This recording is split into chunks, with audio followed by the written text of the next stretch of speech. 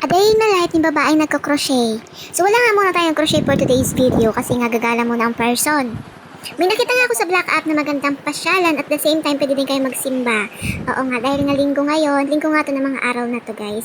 Kaya nga naisipan nga namin magsimba. So nakita ko nga to sa Black App, maganda yung simbahan, tsaka trending din siya. Kaya dinayo na nga namin siya. Maaga nga kaming umalis nito, mga alas 7 ng umaga. So, maaga pa nga yun para sa amin. So, yun na nga. Inabutan na kami dito ng kainitan. Pero okay lang kasi nga dumaan naman kami sa Tagaytay. So, alam niyo naman, pag dumaan kayo sa Tagaytay, talaga naman sarap lang hapin ng hangin dito kasi nga malamig. Sinundan lang nga namin yung Google Map, then sa Google Map nga nakita namin 2 hours pa yung biyahe. So mahaba-haba pa nga kung galing ka sa Laguna papunta dito sa Nasugbo, 2 hours nga siya.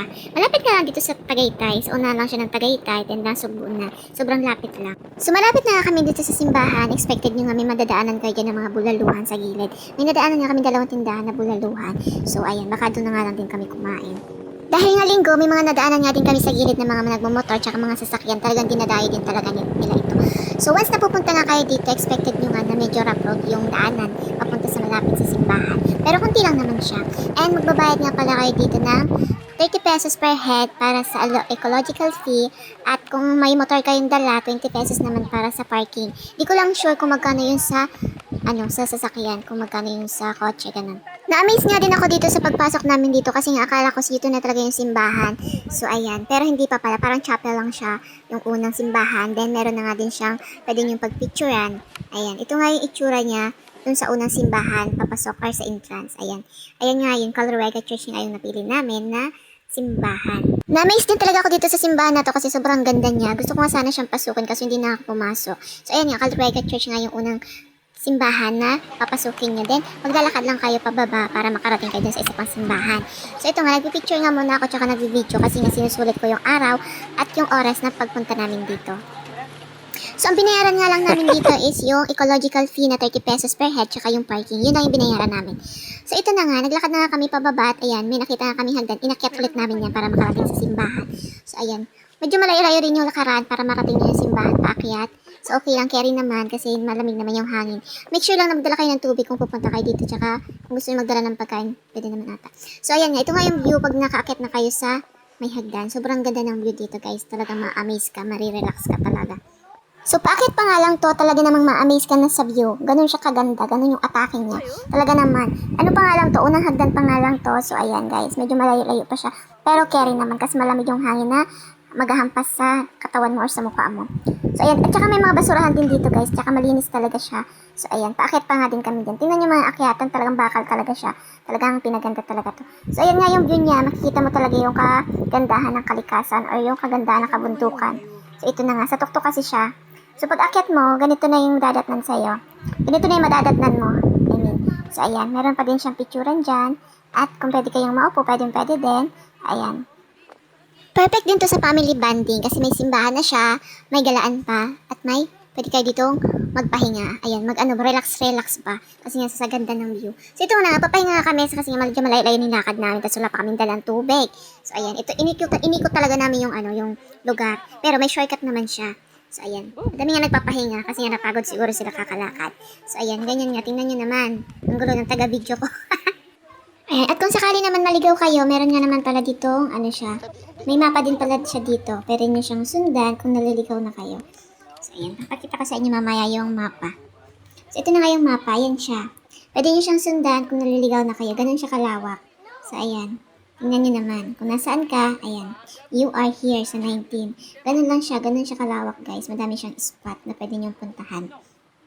Ayan. Pinakita ko lang sa inyo yung mapa. Then, pakatapos nga nito, aakyat na tayo. Magpapahinga lang kami ng kaunti. Tapos, aakyat na tayo papunta dun sa simbahan. So, ayun na nga. Pagkatapos nga namin magpahinga, ito na nga yung tsura ng simbahan niya. Tingnan nyo naman. Sobrang ganda. Talaga naman ma-amaze ka sa ganda ng simbahan na to. Ayan. Tuwing linggo nga lang daw ata dito ang simba at saka alas 10 ng umaga. Tsaka, di ko lang sure kung meron pa alas 2. So, ayan guys. Buti nga, naabutan na namin yung misa.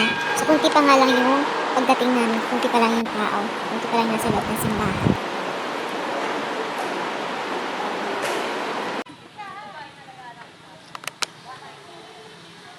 Lat lang. Lat lang. Magkataga hiro-hiro ka man eh. Habang hindi pa nga nagsisimula yung misa, naisipan nga muna na mag-picture-picture kasi kukunti pa lang nga lang yung tao. So once na nakarating nga kayo dito sa may simbahan mismo, ganito nga yung view na makikita nyo. Sobrang ganda talaga ng view. Tingnan nyo naman. Kitang-kita talaga dyan kahit sobrang layo na. So ganito yung itsura niya. Hanggang 20 times lang kung pag-video. Sa room ng lalaki sa agong kait ka. Close camera. At pagkatapos nga namin mag-attend ng misa, naggala na nga kami. Meron nga din ditong pasyalan. So ito na, nilakad na nga namin yung, inikot na nga namin yung pasyalan dito. Ganda nga dito kasi sobrang presko, tapos madaming puno. At ayan, maglakad nga kayo dito sa puro bakal. Ang ganda nga ng hagdan nila kasi puro bakal. Talaga naman safe na safe. Tingnan nyo naman. At meron nga din pala dyan mga table sa loob ng, sa loob nito. Meron din siyang table, pwede kayong kumain dyan. Then, meron din dito mga koi fish. Sa mga gusto makakita ng malalaking koi fish, ayan, nakikita nyo siya dito. Sobrang laki ng mga koi fish dito.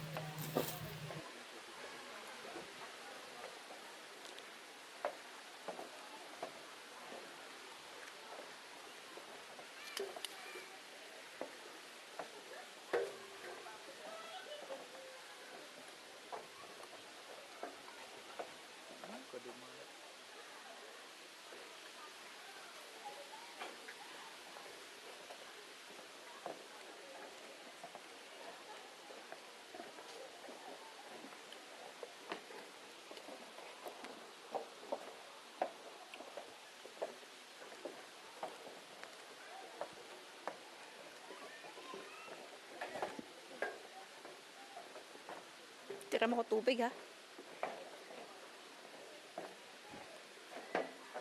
Napatigil na nga kami dito kasi nga ang ganda ng koi fish dito. Tingnan nyo naman, ang lalaki ng koi fish nila. Alagang-alaga talaga nila. Tapos malinis pa yung tubig.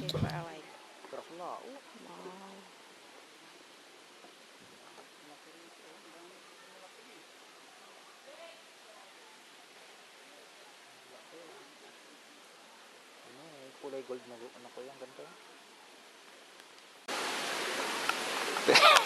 Ruro na kasi wala nga to. Tigilan ko kung nang pa-shot. Ay, bu, patabi video ako.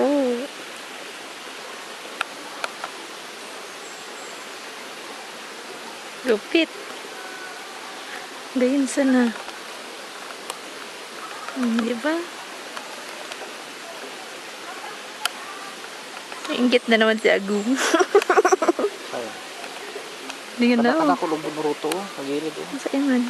Ang ogbo na isda. Ayun, na-capture ko. Oh, yan o. Ako man go. Lang, 1 minute. Ang galing pag sinusumo, tapos naka-video.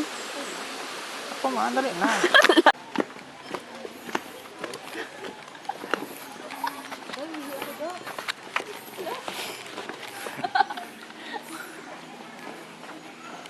Uy!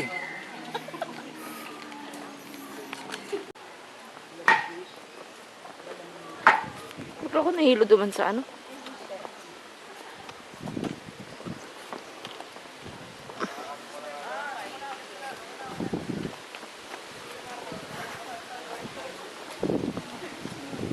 Ha?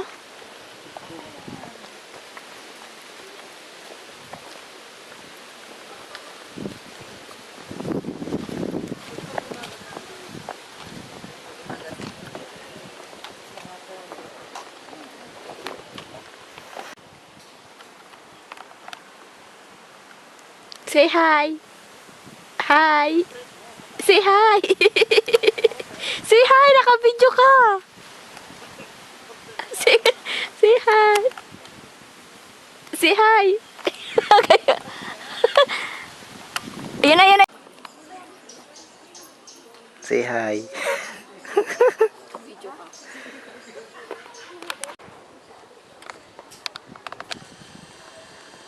Sige, lakaw ka.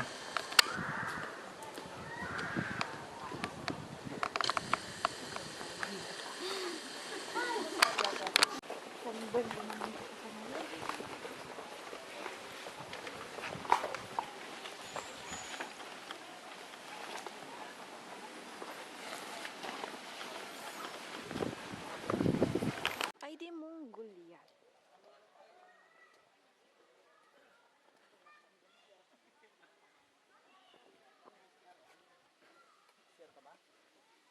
Kaya makahanap si R. Sige, masir ako. Oh.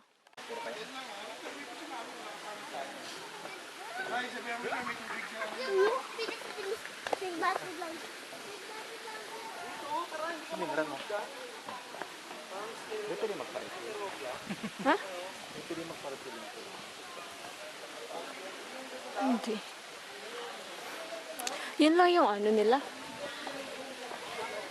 Pagkain nila. Noodles lang.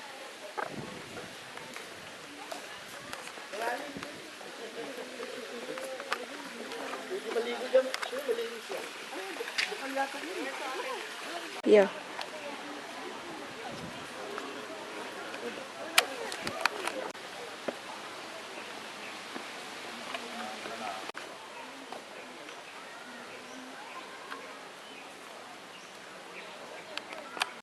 Sige. Sige. Wait lang. Yeah. Sila kasi Okay na. Sunang beso. Nabaw na beso. kaya pala sa puro selfie hindi niya na dati malabo. Ay, dito kami. Bakit na mamaya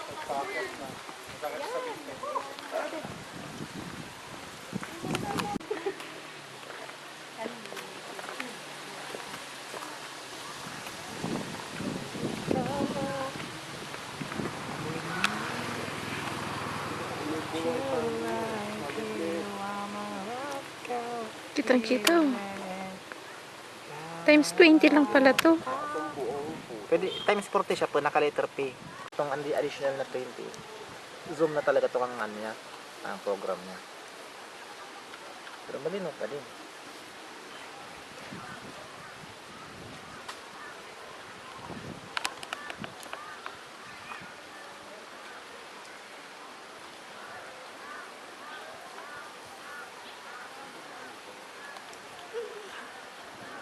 Tig-try mo na itong tig-zoom mo muna. Siya gum naka-focus.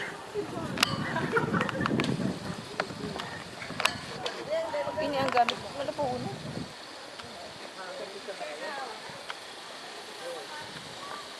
Dito mo po si ano, yung sa ano ba yun?